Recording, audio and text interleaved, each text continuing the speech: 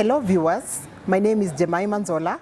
I am a holistic nutrition therapist, an author, an entrepreneur, and this is the Personal Development Challenge.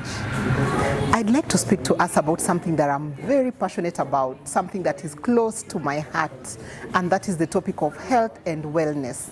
Many times when we say, I'm healthy, what do we really mean? Do we mean that there is no disease? That disease is absent from our bodies? One could be diseased in a different way, So what I can say health is wholesome, all-rounded well-being. It is being in your optimum form as per how God intended for you. So many times people say, I am okay, my body is fine, I am okay physically, I work out, I exercise, I eat well. Another one would say, my emotions are on check, I practice mindfulness, I am not stressed, so I must be healthy. But I must reiterate that health is actually a sum total of all that. And just apart from that, the ultimate definition of health, according to me, is it is the practice of adopting behaviors and life choices that will boost one's quality of life. So it's very, very important for us to get back to the drawing board. Let's get educated about our own lives and really know what is health to us. And let's adopt those behaviors. Let's pick those life choices, those things that make a big difference in our lives. So in my introduction, I said that I am a holistic nutrition therapist. And you'd ask, why holistic? Normally, we are used to hearing of therapists, we are used to hearing of nutritionists, we are used to hearing of dietitians, and just people who help you live well, people who help you lose weight, people who help you stay healthy and all that. But for me, I love holistic nutrition. And why do I love it? It's because holistic nutrition is a deep dive into matters nutrition. We are not just on the surface, we are going deep in there to really find out what is food, what does food do to us. So holistic nutrition addresses how lifestyle factors and diet work together to influence health. And that's very, very important because that is how people get education. So holistic nutrition seeks to educate people to have a greater hand in their own health. I remember some time back, many people would go to a doctor, you are unwell, and the doctor just gives you a diagnosis, and sometimes the doctor doesn't really even tell you what's the diagnosis, but you just accept that the doctor has checked on me, the doctor has known what I am ailing from, I don't really need to truly know about it. The doctor has given me medication, so I trust the doctor and I go my way. But times have changed. Now we really have to be at the driver's seat of our own lives. And we really need to know, what is this about our lives? What is this about my nutrition? And that's why I really love holistic nutrition, because it does that. It deep dives into the world of nutrition. Maybe I can just quickly mention about conventional medicine versus functional medicine, which is where I am from. I am a trained holistic nutritionist from the School of Natural Health Sciences based in the UK. And what we believe in is life should not just be handled conventionally. So normally for conventional medicine, you would go to hospital and the doctor treats you from the symptoms. They check, you have a high fever, you have a headache, you have a stomachache, you have a backache, you're congested, and then they will just seek to treat just that. Unfortunately, that's why sometimes you realize that someone has been going to hospital being treated over small issues over a period of time. One day they go to hospital and they are told, you have cancer. And not just cancer, but you have cancer stage 4. So how did it get to that? Yeah, this person used to go to hospital all the time, was diagnosed for very many things, was treated, was given medication. How come this cancer was not detected? So in holistic nutrition and also in functional medicine, what we look at is what is the real cause of a thing. So you're having a headache. This headache keeps coming on and off. Why are you having a headache? Could it be because of your choice of food, for example? Could it be you are stressed and maybe you just need to rest and take a moment away, So that's what we really look at. You might have heard of the quote that you are what you eat. There's also another quote that says, eat your food as medicine and you will not have to eat medicine as food. Simply put, if for now, for example, that you pick health choices that are not really good to you, later you will have so many medicines to eat. It's almost like you are eating your food as medicine. What a gory thing that is. No one wants to be there. So food is very critical and key for total well-being of a human being. It determines the working of all the systems of the body. That's why when someone is hungry, someone can use the colloquial and say, I want to fuel up, So how do you fuel up as a body? How do you fuel up the body? How do you fuel up as a human being? You simply eat. So food is very, very important. Therefore, it's very important to know that your food can either be medicine, your food can be poison, or your food can just be a filler, to just satiate you. It just makes you feel I've taken something, but maybe it's something useless that does not have any nutritive value in your body. So it's very, very important to know. And what do I mean when I say that food can be medicine? There are so many foods that are healing foods.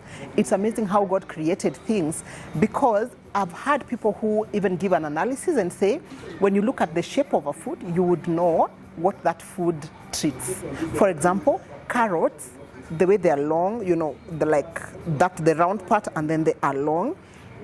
It actually looks like the eye of a human being, and so that's why we are told that when you eat carrots you will be fine, like your eyes will be perfect. Something else is like the beans. Beans are made in the form of a kidney, and for sure beans are food for the kidneys, and very many other things. The list is endless. So food can actually be medicine. It's very, very important.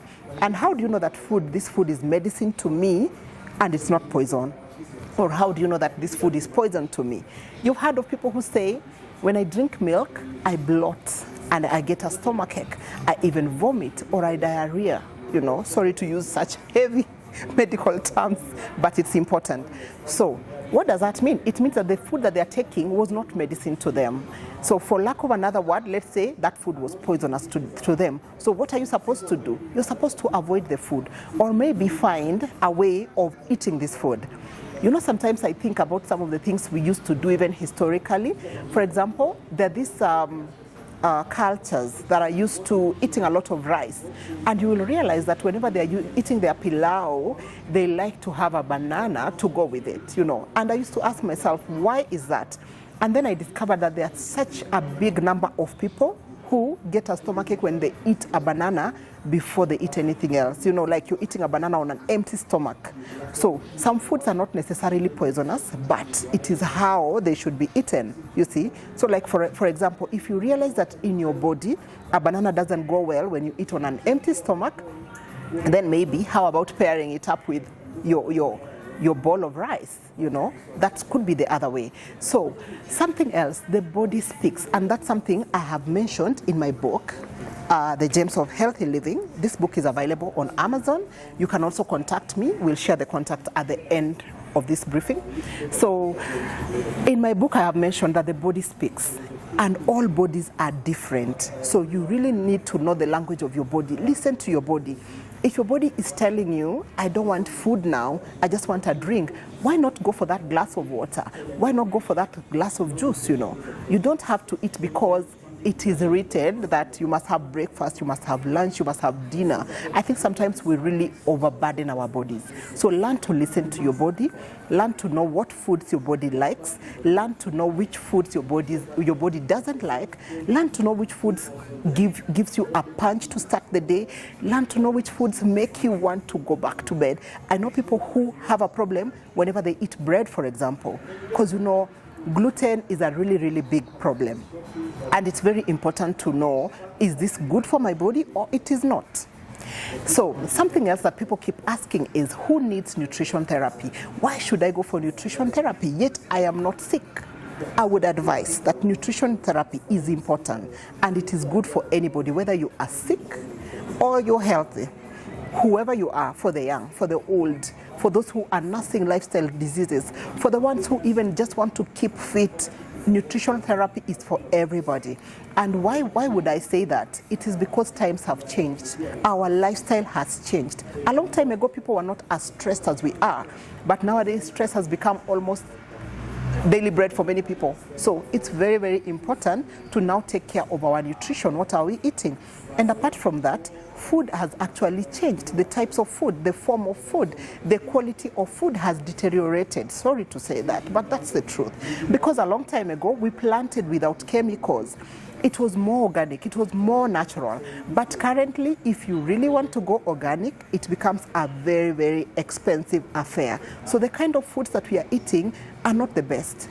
So sometimes, for example, you would buy a head of cabbage, a head of a cabbage. So you go and you say, I want to eat, this is vegetables, it is so nice. What you don't know is the person who planted this cabbage, in a bid to just get good yield, might have done something, might have sprayed the cabbage when it was already curling up.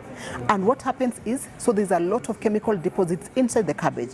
What happens when the cabbage comes to your house? You go to the sink, wash it up, cut it, slice it, and you say, we've had an amazing meal with my family, I have fed them well, I've given them vitamins. But what you don't know is you have given them vitamins reloaded, because in there was a lot of chemical deposits, So a lot has changed. The nutrition is no longer what it used to be a long time ago. Therefore, it's very important to have a sit down with a specialist and receive sound basic advice on nutritional requirements for good health, because that is very, very important for everybody. So I would urge everybody to just seek the help of a nutrition therapist, not just for yourself, but for your family. It doesn't matter where you are, in the family, in your life. You could be an invalid, maybe recovering from disease. You could be nursing a lifestyle disease, diabetes, hypertension, cancer, or you could be trying to conceive, for example, or you could be a breastfeeding mom, or just for your children, or maybe you're an athletic person and you just want something to boost your performance. It's very, very important to talk to a nutritional therapist so that you actually are given the right knowledge about it. Let us school ourselves. Yeah, that is my plea to everybody. Yeah, and may you enjoy a fulfilled life. And so in case you'd like to reach out to me, my contacts will be shared at the end of this briefing, and I really, really look forward to hearing from you. Thank you.